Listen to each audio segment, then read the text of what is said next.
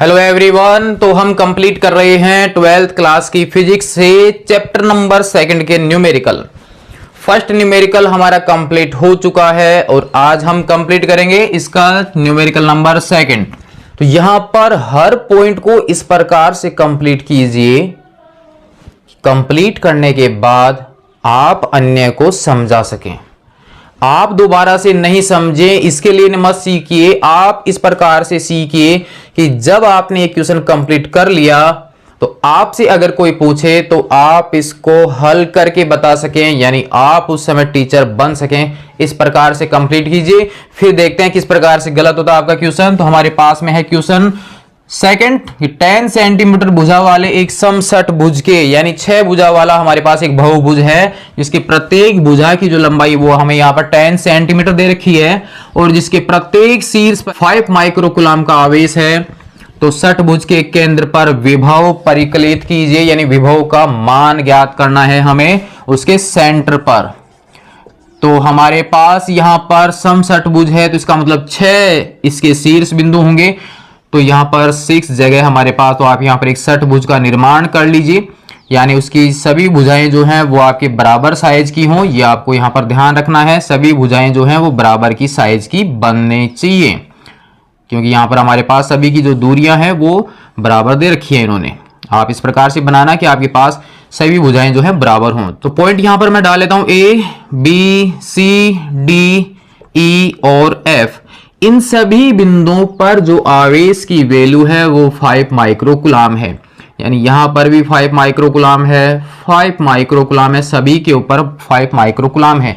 ए बिंदु पर जो आवेश है उसको मैं क्यू ए मान लेता हूं, इस पर जो आवेश है उसको मैं क्यू बी मान लेता हूं, यहां पर जो आवेश है वो हो गया क्यू सी, ये हो गया क्यू डी, यहां पर क्यू ई और यहां पर है क्यू एफ, और यहां पर ये Q A Q B Q C इन सब की वैल्यू बराबर है जो प्रश्न में दिया गया है। तो हमारे पास में यहां पर आ जाएगा दिया गया है प्रश्न के अनुसार क्यू ए बराबर क्यू बी बराबर क्यू सी बराबर नेक्स्ट डी ई और एफ सबकी वैल्यू बराबर है। ये यहां पर दिया गया है 5 माइक्रोकूलम, यानी 5 × 10⁻⁻⁶ कूलम, ये यहां पर दिया गया।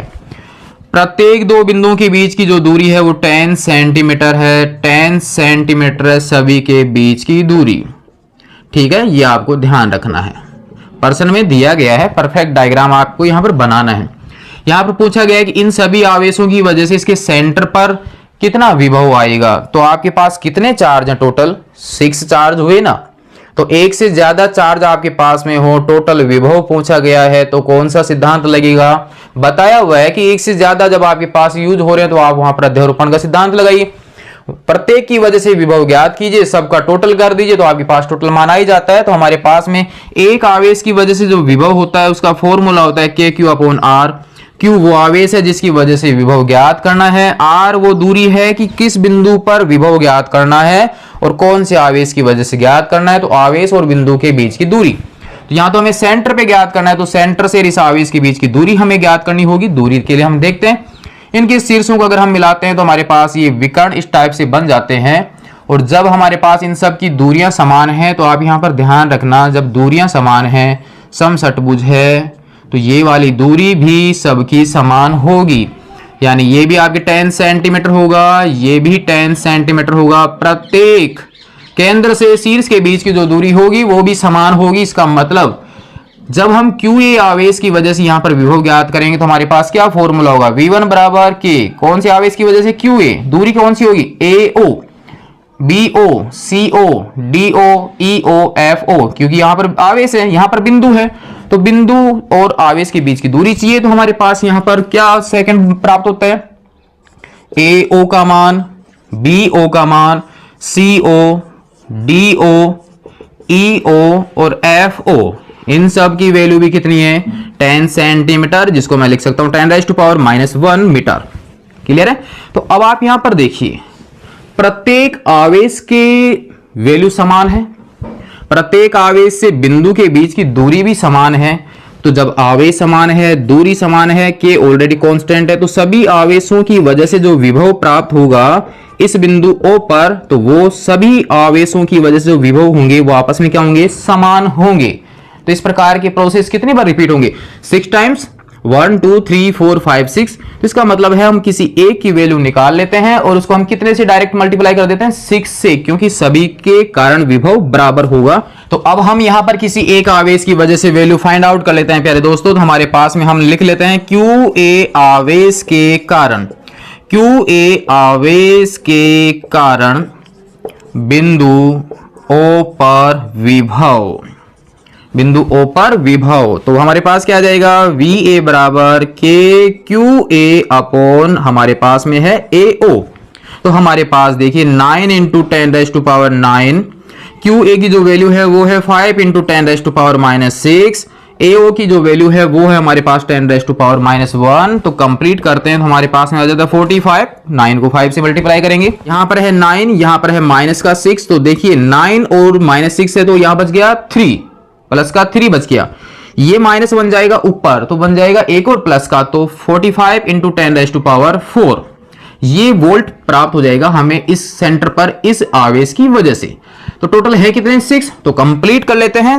अब बिंदु O पर यानी उसके केंद्र पर, बिंदु O पर कुल विभव कौन से सिद्धांत का उपयोग करेंगे, अध्यारोपण के सिद्धांत का। सेम है इसलिए मल्टीप्लाई कर रहे हैं, अन्यथा आप 6 टाइम्स इनको ऐड कर दीजिए तो भी आपके पास वैल्यू आ जाती है अध्यारोपण के सिद्धांत से। तो हमारे पास में क्या आ जाएगा, फाइनली विभव जो होगा वो 6 इंटू VA के बराबर आएगा, 6 इंटू 45 इंटू 10⁻⁴। हल कर लीजिए तो हमारे पास मल्टीप्लाई करेंगे तो देखिए 6 को 5 से मल्टीप्लाई करते हैं तो हमारे पास में आ जाता है 30, 6 को 4 से मल्टीप्लाई कीजिए तो हमारे पास में है 27, यहां पर कंप्लीट हो जाएगा, 10⁻⁴ आ जाएगा। तो देखिए एक शून्य और है तो हमारे पास में आ जाता है 27 इंटू 10⁵। इसको अगर हम 6 बना देते हैं तो यहां पर एक पॉइंट लग जाएगा, तो फाइनल वैल्यू आ जाएगी 2.7 इंटू 10⁻⁶ वोल्ट। ये हमारे पास में समषटभुज के सेंटर पॉइंट पर इन सभी आवेशों के कारण परिणामी वैद्युत विभव प्राप्त हो जाता है। कैसा लगा आपको क्वेश्चन, कंप्लीट हुआ या नहीं, कमेंट्स में जरूर बताइए। नोट कर लीजिए आप इसको, यहां तक क्वेश्चन नंबर 2 चैप्टर नंबर 2 का कंप्लीट हुआ हो तो अन्य दोस्तों को जरूर भेजना दोस्तों, ताकि उनके भी न्यूमेरिकल कंप्लीट हो। नोट कर लीजिए इसको आप यहां तक। नेक्स्ट में देखेंगे हम इसका न्यूमेरिकल नंबर 3। तब तक के लिए धन्यवाद।